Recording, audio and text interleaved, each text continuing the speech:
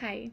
For this first assignment, I had the opportunity to interview someone that has a lot of previous experience being involved in the justice system, as well as someone that has a lot of experience working in the justice system as a service provider. So, the person I interviewed that has experience previously as a justice involved individual, his name is Jimmy. And his experience stems from the age of 10 years old and on into his mid to late 20s. He dealt with a lot of issues, dealing with being influenced by alcohol as well as drugs, and then with issues of trafficking drugs. His experience, though, landed him in the jail system here in Kentucky. He did not end up in prison, though, which I found really interesting.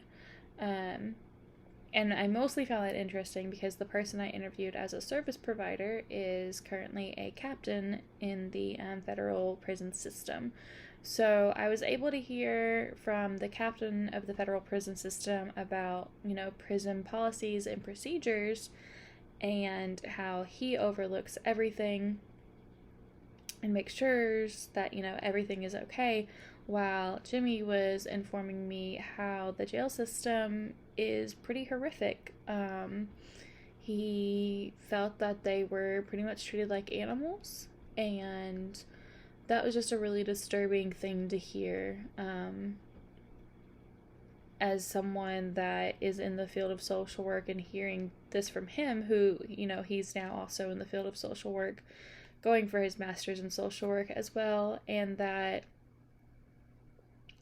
he didn't feel that the jail system really wanted to help those that were there. It was more of punitive measures that were taken, not rehabilitative, while the captain of the federal prison systems was informing me of programs that are rehabilitative in nature, and just how the prison itself kind of runs like a small city, and that there's health services and medical services and psychological services, mental health services, that they have GED classes, they do vocational training, they do different things like that. Physical activity is really big. Meanwhile, Jimmy's telling me about the jail and how they're basically, locked up 24 hours a day and maybe get 1 hour of recreational time a week. That was really eye-opening and concerning. And then I was able to find a few different articles in my paper. I only mentioned two of them, mostly because I was running out of room. But both of them spoke to social work and social work values and the importance of those in social work practice in general when it comes to criminal justice. Unfortunately, I did find a lot of articles speaking about social work, but also speaking about a lack of social work practice in criminal justice. I don't know if a lot of that has to do with focus on punitive measures as compared to rehabilitative measures. More so like Jimmy was telling me about.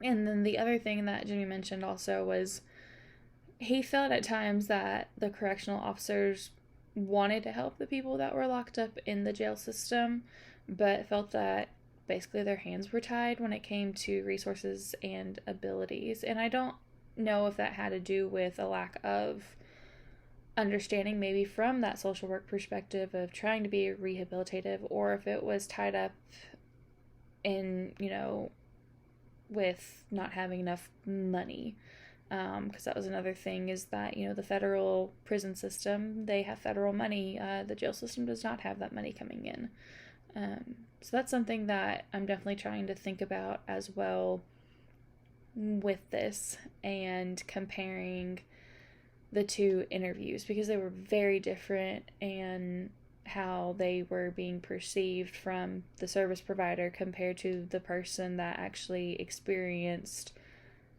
being in jail and that experience, but also knowing that if he had been in a federal prison, he would have been treated a whole lot better.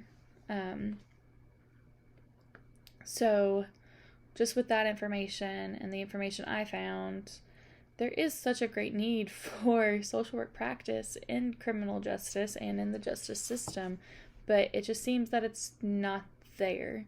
Social workers are able to provide information about, not just a person and their psyche, but about their environment, where they're coming from, and having that background, that information about human and environment is so helpful, especially whenever it comes to the justice system, I believe, because you have this idea of where these people are coming from, and then you're putting them in confinement and having that idea of that environment as well to try and figure out how best to help them to rehabilitate, and then figuring out how best to help them so that they can eventually re-enter into society.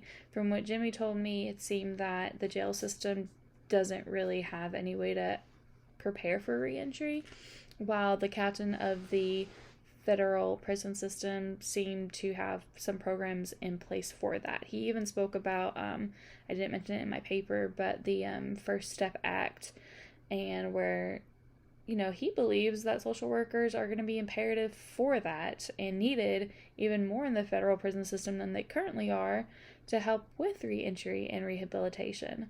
I'm not entirely sure how that might affect the jail system, but I imagine and would hope that it would have some effect there as well, so that social workers could step into practicing in the jail system more than they already are, if they are at all, because from what Jimmy said, it seemed like they really weren't. He was not given resources. He was not provided help or skills needed. He pretty much said that he's an anomaly. Most people don't get out of the cycle that he was stuck in for a long time. And that's devastating to hear as someone that is going into social work and just going in this profession, because we look at strength and strength-based practices. And I am one to believe that that is possible for even those that have offended. So this assignment really was eye-opening for me. I really think that social work practice is imperative to the justice system, and I hope that there are going to be more changes made so that social work professionals can work their way into the justice system and working and helping in that area.